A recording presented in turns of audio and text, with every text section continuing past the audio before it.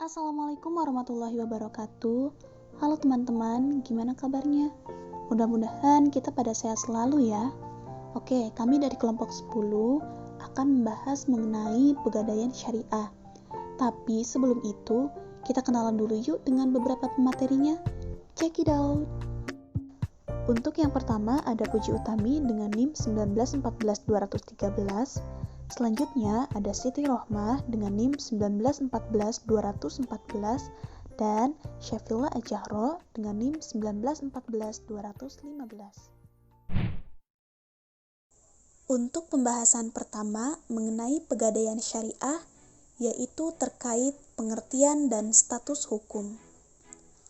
Pegadaian menurut Kitab Undang-Undang Hukum Perdata pasal 1150 disebutkan, gadai adalah suatu hak yang diperoleh seorang yang berpiutang atau suatu barang bergerak yang diserahkan kepadanya oleh seorang berutang atau oleh orang lain atas namanya, dan yang memberikan kekuasaan kepada orang yang berpiutang itu untuk mengambil pelunasan dari barang tersebut secara didahulukan daripada orang yang berpiutang lainnya, dengan pengecualian biaya untuk melelang barang tersebut, dan dia yang telah dikeluarkan untuk menyelamatkannya setelah barang pada itu digadaikan, biaya-biaya mana harus dilakukan. Dinas Pegadaian yang merupakan kelanjutan dari pemerintah Hindia Belanda, status Pegadaian diubah menjadi perusahaan negara PN Pegadaian berdasarkan Undang-Undang Nomor 19 PRP tahun 1960. Selanjutnya, untuk meningkatkan efektivitas dan produktivitasnya, bentuk perusahaan kerjaan Pegadaian tersebut kemudian dialihkan menjadi perusahaan umum atau Perum Pegadaian berdasarkan Peraturan Pemerintah Nomor 10 Tahun 1990 pada tanggal 10 April 1990 dengan perubahan status dari Perjan menjadi Perum.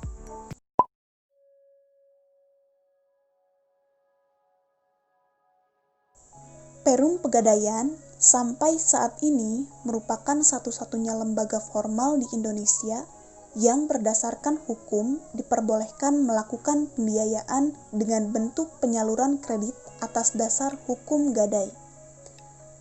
Tugas pokok Perum Pegadaian adalah menjembatani kebutuhan dana masyarakat dengan pemberian uang-uang pinjaman berdasarkan hukum gadai. Bersamaan dengan perkembangan produk-produk berbasis syariah yang kian marak di Indonesia, sektor pegadaian juga ikut mengalaminya. Pegadaian syariah hadir di Indonesia dalam bentuk kerjasama bank syariah dengan Perum Pegadaian pembentuk unit layanan gadai syariah di beberapa kota di Indonesia. Pegadaian syariah dalam menjalankan operasionalnya berpegang kepada prinsip syariah. Pada dasarnya, produk-produk berbasis syariah memiliki karakteristik seperti tidak memungut biaya dalam berbagai bentuk karena riba, menetapkan uang sebagai alat tukar bukan komoditas yang diperdagangkan, dan melakukan bisnis untuk memperoleh imbalan atas jasa dan atau bagi hasil. Payung hukum gadai syariah dalam hal pemenuhan prinsip-prinsip syariah berpegang pada Fatwa DSN MUI nomor 25/DSN-MUI/3/2002 tentang Rahan dan Fatwa DSN MUI nomor 26/DSN-MUI/3/2002 tentang gadai emas. Untuk selanjutnya, terdapat ketentuan hukum mengenai pegadaian syariah. Transaksi gadai menurut syariah haruslah memenuhi rukun dan syarat tertentu, yaitu yang pertama, rukun gadai. Yang kedua, syarat sah gadai. Di samping itu, menurut Fatwa DSN-MUI nomor 25/DSN-MUI/3/tahun 2002, gadai syariah harus memenuhi ketentuan umum yaitu sebagai berikut. Pertama, murtahun atau penerima barang mempunyai hak untuk menahan marhun atau barang sampai semua utang rahan yang menyerahkan barang dilunasi. Yang kedua, marun dan manfaatnya tetap menjadi milik rahan. Yang ketiga, pemeliharaan dan penyimpanan marhun pada dasarnya menjadi kewajiban rahan. Namun, dapat dilakukan juga oleh murtahin, sedangkan biaya dan pemeliharaan penyimpanan tetap menjadi kewajiban rahan. Yang keempat, besar biaya pemeliharaan dan penyimpanan marhun tidak boleh ditentukan berdasarkan jumlah pinjaman. Yang kelima, penjualan marhun. Sedangkan untuk gadai emas syariah, menurut fatwa DSN MUI nomor 26/DSN-MUI/3/2002, gadai emas syariah harus memenuhi ketentuan umum sebagai berikut. Yang pertama, rahan emas dibolehkan berdasarkan prinsip rahan. Yang kedua, ongkos dan biaya penyimpanan barang marhun ditanggung oleh pegadai rahan. Yang ketiga, ongkos penyimpanan besarnya didasarkan pada pengeluaran yang nyata-nyata diperlukan. Yang keempat, biaya penyimpanan barang atau marhun dilakukan berdasarkan akad ijarah. Pada dasarnya, pegadaian syariah berjalan di atas dua akad transaksi, yaitu akad rahan dan akad ijarah. Baik, selanjutnya saya Siti Rohmah dengan NIM 1914214 sebagai pemateri kedua. C. Perkembangan pegadaian. Pada mulanya, pegadaian di Indonesia dilaksanakan oleh pihak swasta. Kemudian oleh Gubernur Jenderal Hindia Belanda melalui Statbat tahun 1901 nomor 131 tanggal 12 Maret 1901 yang mengatur pegadaian sebagai monopoli pemerintah Belanda. Dan pada tanggal 1 April 1901 didirikan Rumah Gadai Pemerintah Hindia Belanda pertama di Sukabumi, Jawa Barat. Hingga setiap tanggal 1 April diperingati sebagai HUT Pegadaian. Adapun Pegadaian Syariah merupakan sebuah lembaga yang relatif baru di Indonesia. Konsep operasi Pegadaian Syariah mengacu pada sistem administrasi modern, yaitu asas rasional, efisiensi, dan efektivitas yang diselaraskan dengan nilai Islam.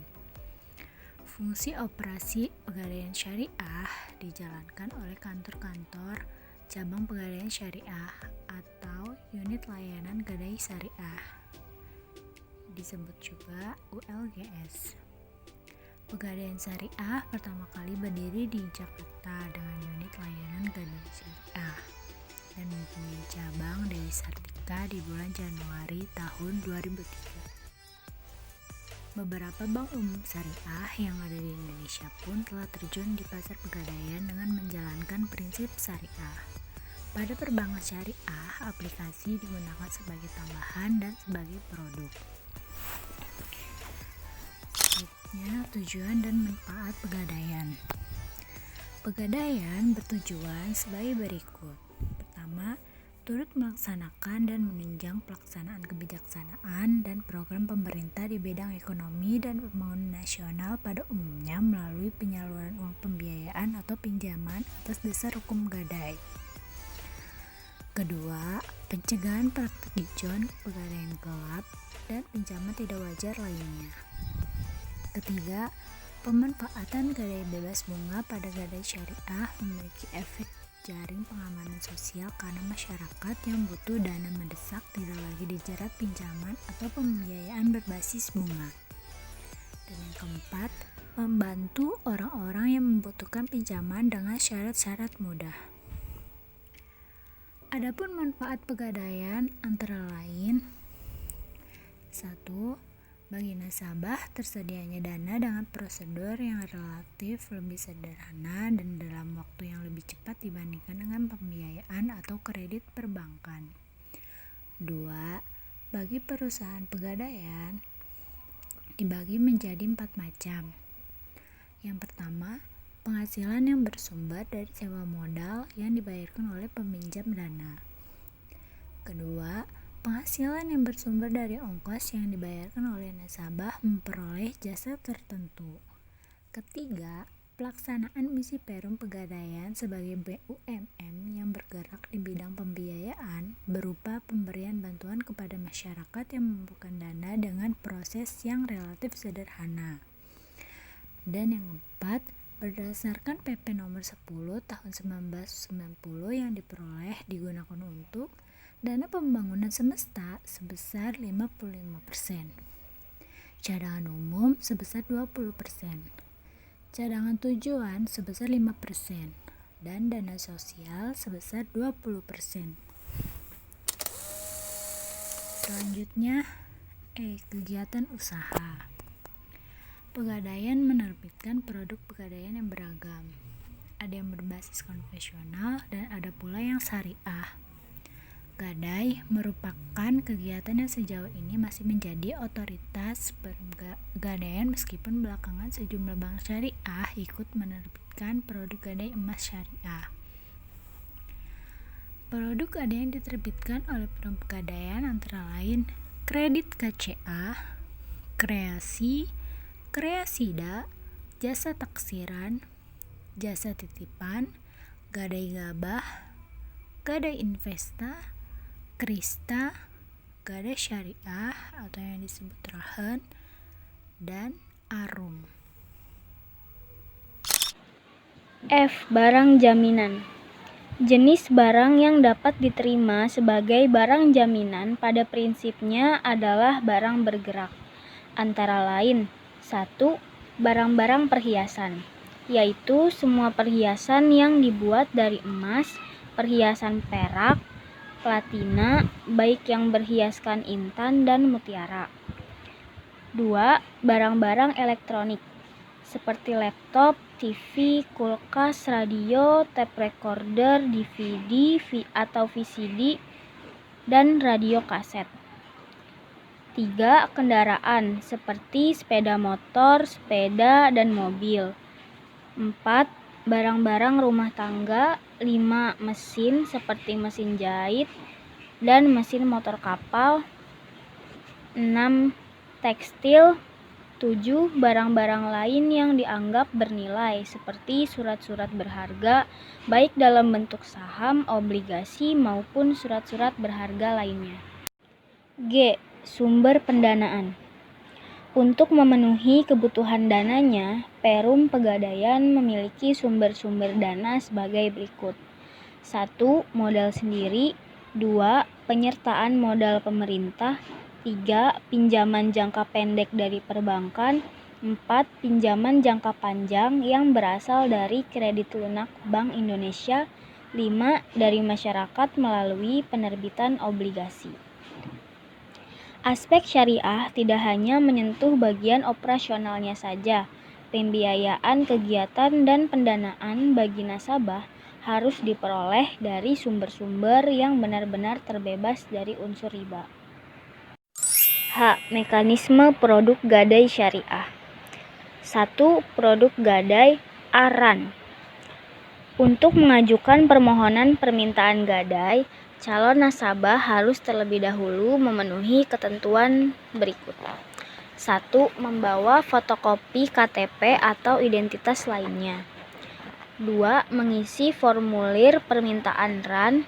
3. Menyerahkan barang jaminan atau marhun bergerak seperti perhiasan emas, berlian, kendaraan bermotor, dan barang-barang elektronik. Selanjutnya, prosedur pemberian pinjaman dilakukan melalui tahapan berikut. Yang pertama, nasabah harus mengisi formulir permintaan RAN. Yang kedua, nasabah menyerahkan formulir permintaan RAN yang dilampiri dengan fotokopi identitas beserta barang jaminan ke loket. Yang ketiga, petugas pegadaian menaksir marhun agunan yang diserahkan. Yang keempat, besarnya pinjaman atau marhun bih adalah sebesar 90% dari taksiran marhun. Yang kelima, apabila disepakati besarnya pinjaman, nasabah menandatangani akad dan menerima uang pinjaman. Yang kedua, ada produk ARUM. ARUM merupakan singkatan dari ARAN untuk usaha mikro kecil yang merupakan pembiayaan bagi para pengusaha mikro kecil untuk pengembangan usaha dengan berprinsip syariah. Produk ini memiliki beberapa keunggulan. Yang pertama, satu, persyaratannya itu mudah. Yang kedua, jangka waktu pembiayaan fleksibel. Yang ketiga, jaminan berupa BPKB kendaraan bermotor, mobil ataupun motor, sehingga fisik kendaraan tetap berada di tangan nasabah untuk kebutuhan operasional usaha. 4. Nilai pembiayaan dapat mencapai hingga 70% dari nilai taksiran agunan. 5. Pelunasan dilakukan secara angsuran tiap bulan dengan jumlah tetap. 6. Pelunasan sekaligus dapat dilakukan sewaktu-waktu dengan pemberian diskon ijarah. 7. Didukung oleh staf yang berpengalaman serta ramah dan santun dalam memberikan pelayanan. Untuk memperoleh pembiayaan melalui produk ARUM ini, calon nasabah harus memenuhi beberapa persyaratan. 1. Calon nasabah harus merupakan pengusaha mikro kecil di mana usahanya telah berjalan minimal 1 tahun. 2. Memiliki kendaraan bermotor sebagai agunan pembiayaan. 3. Calon nasabah harus melampirkan fotokopi KTP dan kartu keluarga, fotokopi KTP suami atau istri, fotokopi surat nikah, fotokopi dokumen usaha yang sah, BPKB asli kendaraan bermotor, fotokopi rekening koran atau tabungan jika ada, fotokopi pembiayaan listrik dan telepon, fotokopi pembayaran PBB, dan fotokopi laporan keuangan usaha. Yang keempat, memenuhi kriteria kelayakan usaha. Apabila persyaratan telah terpenuhi, maka proses memperoleh pembiayaan ARUM selanjutnya dapat dilakukan dengan 1. Mengisi formulir aplikasi pembiayaan ARUM. 2. Melampirkan dokumen-dokumen usaha, agunan, serta dokumen pendukung lainnya yang terkait. 3.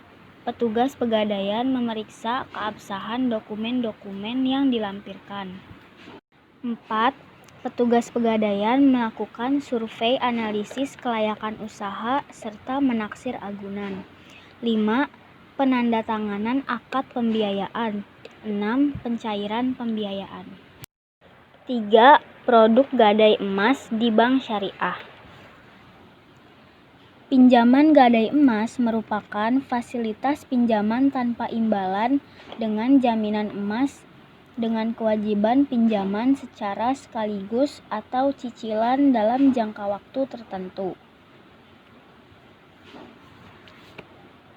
Jaminan emas yang diberikan disimpan dalam penguasaan atau pemeliharaan bank. Atas penyimpanan tersebut, nasabah diwajibkan membayar biaya sewa. Bank syariah dalam pelaksanaan produk ini harus memperhatikan unsur-unsur kepercayaan, kesepakatan, jangka waktu, dan resiko. Bagi calon nasabah yang ingin mengajukan permohonan, dapat mendatangi bank-bank syariah yang menyediakan fasilitas pembiayaan gadai emas dengan memenuhi persyaratan sebagai berikut. 1. Identitas diri, KTP atau SIM yang masih berlaku. 2. Perorangan WNI. 3. Cakap secara hukum. 4. Mempunyai rekening giro atau tabungan di bank syariah tersebut. 5. Menyampaikan NPWP. 6. Adanya barang jaminan berupa emas. 7. Memberikan keterangan yang diperlukan dengan benar mengenai alamat, data penghasilan, atau data lainnya. Selanjutnya, pihak bank syariah akan melakukan analisis pinjaman yang meliputi 1. Petugas bank memeriksa kelengkapan dan kebenaran syarat-syarat calon pemohon peminjam. 2. Penaksir melakukan analisis terdapat data pemohon, keaslian dan karakteristik jaminan berupa emas, sumber pengembalian pinjaman, penampilan atau tingkah laku calon nasabah yang mencurigakan. 3. Jika menurut analisis pemohon layak, maka bank akan menerbitkan pinjaman dengan gadai emas. Jumlah pinjaman disesuaikan dengan kebutuhan nasabah dengan maksimal pinjaman sebesar 80% dari taksiran emas yang disesuaikan dengan harga standar emas. 4. Realisasi peminjaman dapat dicairkan setelah akad pinjaman sesuai dengan ketentuan bank. 5. Nasabah dikenakan biaya administrasi biaya sewa dari jumlah pinjaman. 6. Pelunasan dilakukan sekaligus pada saat jatuh tempo. 7. Apabila sampai dengan waktu yang ditetapkan nasabah tidak dapat melunasi dan proses kolektabilitas tidak dapat dilakukan, maka jaminan dijual di bawah tangan dengan ketentuan nasabah tidak dapat melunasi pinjaman sejak tanggal jatuh tempo pinjaman dan tidak diperbaharui. Diupayakan sepengetahuan nasabah dan kepada nasabah diberikan kesempatan untuk mencari calon pemilik. Apabila tidak dapat dilakukan, maka bank menjual berdasarkan harga tertinggi dan wajar.